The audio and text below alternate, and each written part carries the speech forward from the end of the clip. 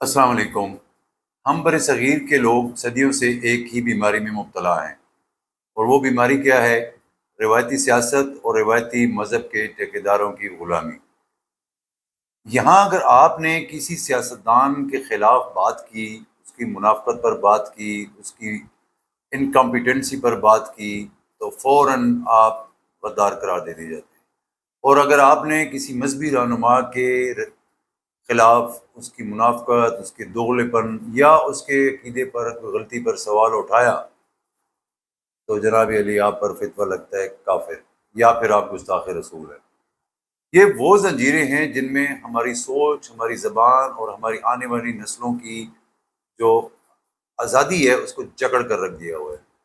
اور یہ کہا جاتا ہے کہ آنکھیں بند کر کے ان لوگوں کے پیچھے چلتے جاؤ، چاہے وہ ہمیں جہنم کی آگ میں جھونک دیں، چاہے وہ ہمیں غربت میں، ذلت میں، غلامی کے اندھیروں میں دھکیل دیں، لیکن سوال نہیں اٹھانا، نہ ہی ان سے آپ پوچھ سکتے ہیں، نہ آپ ان کو کوئی آئیڈیا دے سکتے ہیں۔ کیونکہ سوال آپ کریں گے، آپ ان سے پوچھیں گے، آپ ان سے احتجاج کریں گے، تو پھر آپ غدار ہو جائیں گے۔ اور اگر آپ حق بولیں گے، اپنے نالج کے مطابق کسی مذہب پہ بات کریں گے، سچ بولیں گے، تو پھر آپ پہ گستاخ رسول کا فتویٰ بھی لگ سکتا ہے۔ اور یہ دونوں روایتی سیاست اور روایتی مذہب کے جو عقیدے ہیں، یہ اس حد تک مضبوطی سے چل رہے ہیں کہ جنہوں نے اس نظام کو اتنا جکڑ کے رکھا ہوا ہے کہ آپ اس نظام کو بھی چیلنج نہیں کر سکتے، اور اگر آپ نے چیلنج کیا تو آپ کو رگڑ دیا جاتا ہے۔ اس نظام میں جو کہ ان دو شخصیات نے قابو میں کی ہوئی ہیں، آپ اس پہ سوچ بھی نہیں سکتے۔ آپ سوال کرنا تو دور کی بات ہے، آپ اس کے خلاف سوچ بھی نہیں سکتے، کیونکہ ان کی پوری طاقت ہی اس بات پر کھڑی ہے کہ عوام جو ہیں وہ جسٹ غلام رہیں، ڈرے رہیں، اور ہر وقت ان کے جھوٹے نعروں، فتووں اور وعدوں پر جان دینے کو تیار رہیں۔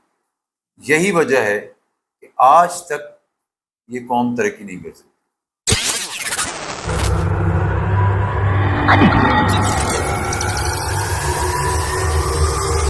دوستو، ہم بات کریں گے ایک ایسی عوامی تحریک کی جس نے آزاد جموں کشمیر کی سیاست اور سماج میں ایک نئی ہلچل مچا دی۔ تو ہم بات کر رہے ہیں ایک وفاقی ایکشن کمیٹی کی۔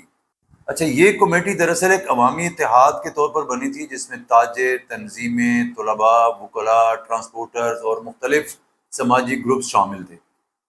اس کا قیام پاکستان کے زیر انتظام آزاد جموں کشمیر میں ہوا، اور 2024 میں اس نے بڑے پیمانے پر ایک احتجاجی تحریک کی قیادت کی۔ اب اس کمیٹی کی جو تشکیل اس وقت ہوئی جب عام لوگ مہنگائی، بد انتظامی اور بنیادی سہولیات کی کمی سے سخت پریشان تھے۔ بجلی کی قیمتوں میں اضافہ ہوا، آٹے کی قلت ہوئی، معاشی دباؤ نے عوام کو مجبور کیا کہ وہ ایک ایسے پلیٹ فارم پر اکٹھے ہوں۔ اب اس کمیٹی نے بنیادی طور پر جو عوام کے بنیادی مسائل تھے اس کو ایڈریس کیا، اس کو اس نے ہٹ کیا، اور اس کے بعد اس نے تحریک کا آغاز کر دیا۔ یعنی اس کمیٹی نے عوام کی جو بنیادی پرابلمز ہیں انہی کو پلیٹ فارم بنا کے اپنی تحریک کا آغاز کر دیا، اور عوام نے پہلی بار جو ہے اپنی آواز منظم انداز میں بلند کی، اور بجلی اور آٹے کی سبسڈی، معاشی اصلاحات اور شفافیت کے جو مطالبے ہیں وہ عوام کے سامنے آنا شروع ہو گئے۔ اب دوستو، ہوتا یہ ہے کہ احتجاج کے نتیجے میں جب حکومت نے 23 ارب روپے کا پیکج دیا، آٹے اور بجلی کی قیمتوں میں سبسڈی دی گئی، اور اعلیٰ حکام کی مراعات کا عدالتی جائزہ لینے کے لیے کمیشن بھی قائم کیا۔ دوسرا یہ ہوا، اس کا جو اثر ہوا وہ یہ تھا کہ نوجوانوں اور خواتین سمیت مختلف طبقات نے سیاسی عمل میں حصہ لینا شروع کیا، اور زبانوں جیسے پہاڑی اور گوجری کے فروغ کا بھی یہ ایک ذریعہ بنا۔ اب اس تحریک میں ہر اس عوام کے نمائندگی ہوئی، ہر اس شخص نے حصہ لیا جس میں بچے، خواتین، بوڑھے اور عام پبلک تھی۔ اس تحریک کے اب کچھ نیگیٹو پہلو بھی سامنے آنا شروع ہو گئے۔ احتجاج کے دوران جو ہے وہ امن و امان کو بحال کرنے کے لیے حکومت نے دفعہ 144 لگائی، کارکن گرفتار ہوئے، اور جس سے تنازعات جو ہیں وہ بڑھے۔ اب یہ تحریک اتنی تیزی سے ابھری کہ 2.5-3 سال کے عرصے میں اس نے پورے آزاد کشمیر کو اپنی لپیٹ میں لے لیا، یعنی عوام پوری اس تحریک کے ساتھ کھڑی ہو گئی جو جنرل پبلک ہے۔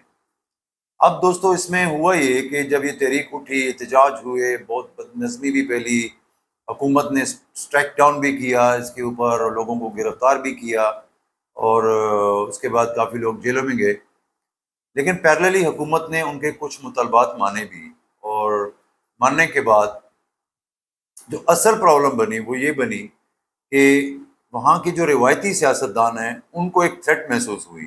ان کو تھریٹ یہ محسوس ہوئی کہ جس تیزی سے عوام نے ان کو پذیرائی دی اور عوام اس جو کمیٹی ہے، ویلفیئر کمیٹی، اس کے ساتھ کھڑے ہوئے، وہ جو روایتی سیاستدان تھے ان کو اپنے اپنے حلقوں میں بہت زیادہ تھریٹ محسوس ہوئی، کیونکہ ان کی سیاست کو خطرہ پڑ گیا۔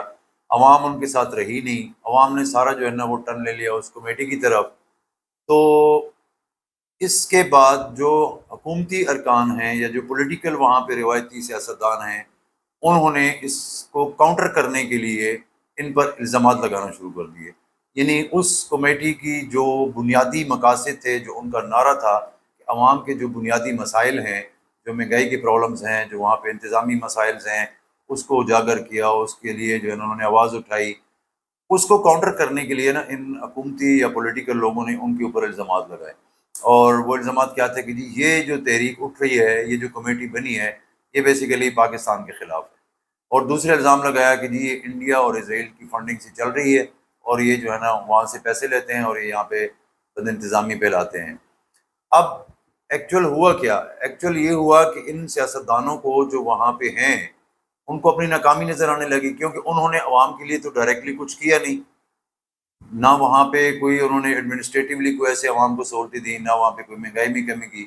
لیکن جب عوام کی ایک جنرل کمیٹی جس میں لائرز بھی ہیں، ٹرانسپورٹرز بھی ہیں، تاجرز بھی ہیں، اسٹوڈنٹس بھی ہیں اور خواتین بھی ہیں، تو انہوں نے متحد ہو کر جب عوام کی سپورٹ سے انہوں نے اپنی تحریک آگے بڑھائی، تو حکومت نے ان کو پھر سبسڈی بھی دی اور ان کی مطالبات بھی مانے، لیکن پیرللی ان کی سیاست کو خطرہ ضرور ہوا۔ اب انہوں نے 31 اگست کی ڈیڈ لائن دی ہوئی۔ میں جو پوائنٹ میک کرنا چاہ رہا ہوں کہ عوام کی ایک بھاری اکثریت جو ہے وہ اس کمیٹی کے ساتھ کھڑی ہے، لیکن جیسے میں نے آغاز میں بولا کہ اس خطہ میں، اس بر صغیر میں، چونکہ ہم جکڑے ہوئے ہیں اس نظام کے تحت، یہ جو روایتی سیاست اور روایتی مذہبی عقائد ہیں، ہم ان میں جکڑے ہوئے ہیں۔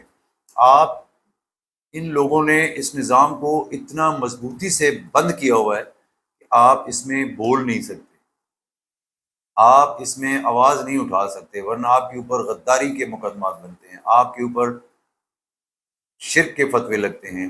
اب سیم یہی حال جو ہے اس تحریک کے ساتھ بھی ہونا جا رہا ہے۔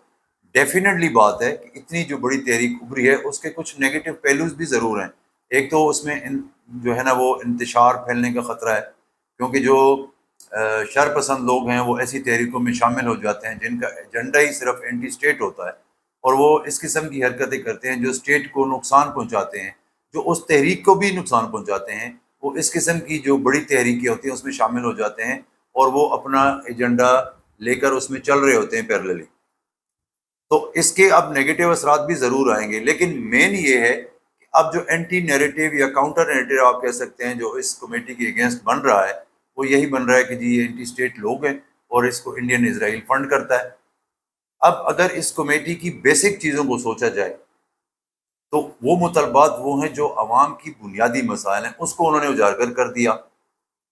اب جب اس کو اجاگر کیا تو وہ ایک ریئلٹی ہے گراؤنڈ میں کہ وہاں پہ عوام کو یہ جینین پرابلمز ہیں، پولیس کی طرف سے، انتظامیہ کی طرف سے، وہاں کی اسٹیٹ کی طرف سے، جو حکومت کی طرف سے پرابلمز ہیں۔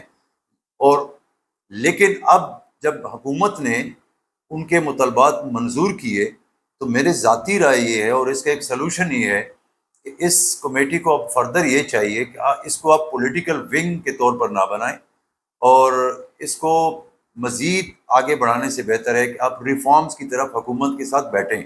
دیکھیں یہ ایک صدیوں پرانا سسٹم ہے، اس سسٹم میں آپ زور زبردستی سے اپنے مطالبات نہیں منوا سکتے۔ اس سے کیا ہوتا ہے، اس سے اسٹیٹ کو نقصان ہوتا ہے۔ تو اسٹیٹ تو قائم رہتی ہے نا، اسٹیٹ کو تو ہرگز نقصان پہنچانا مقصد نہیں ہوتا۔ مقصد عوام کو بھی چاہیے کہ وہ اپنے مطالبات کے لیے جائز جو ہے نا وہ تحریک چلائیں، اپنا احتجاج کریں، پرامن احتجاج کریں۔ لیکن اگر آپ یہ سمجھے کہ آپ کی کمیٹی جو ہے وہ اس قابل ہو گئی ہے کہ انہوں نے اپنے مطالبات جو ہیں وہ حکومت سے منوائے، چاہے وہ 50% ہوں، 100% نہ ہوں، انہوں نے حکومت آپ کے سامنے سادہ لفظوں میں سرنڈر کر گئی، تو یہ بھی ایک پازیٹیو سائن ہے۔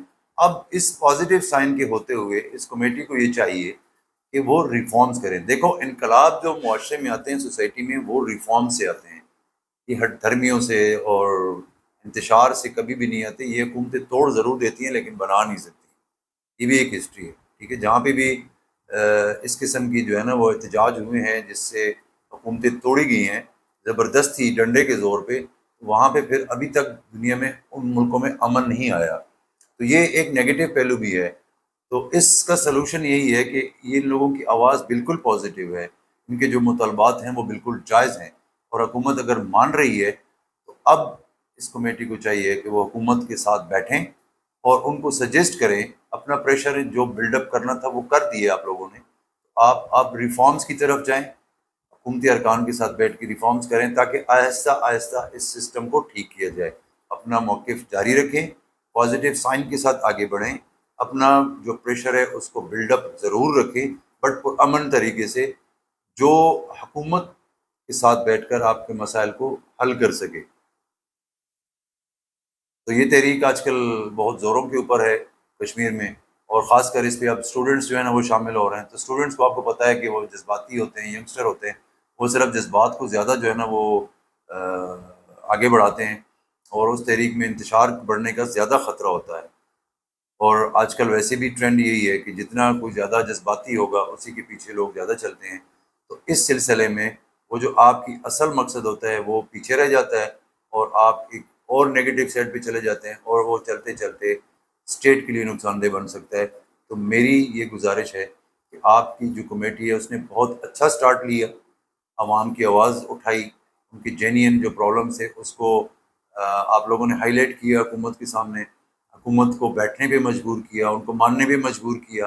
بٹ اگر آپ یہ چاہتے ہیں کہ ہم اس تحریک کے ذریعے اس پورے سسٹم کو تہس نہس کر دیں، دیٹ از امپاسبل، بیکاز یہ جو سسٹم ہے یہ اتنا پرانا ہے اور یہ اتنا مضبوط ہے کہ آپ کو آگے نہیں بڑھنے دیں گے۔